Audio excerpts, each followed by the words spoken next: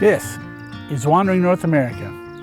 My name is Jeff, and I'm glad you're here. Sun's right behind me, so you may not be able to see me as well as I like, but such is life. It's sunrise here in Nebraska. We're in Alliance, and this is Carhenge.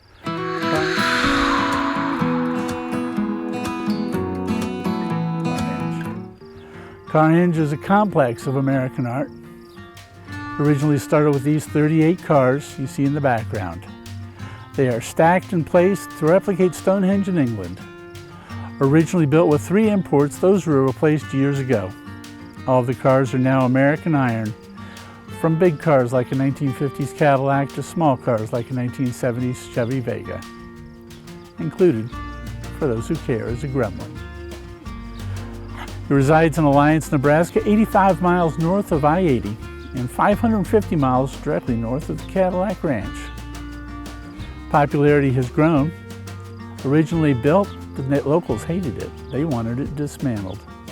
The highway department wanted it to be declared a junkyard and have a fence put around it. Well, over the course of time, there was more art added.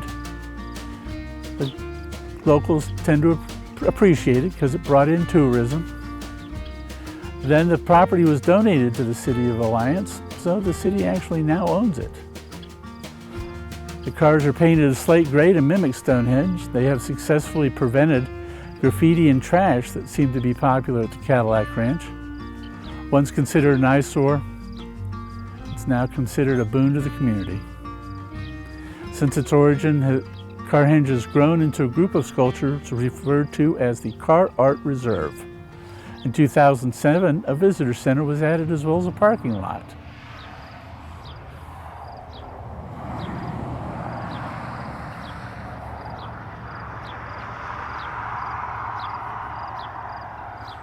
And yes, locals still drive by.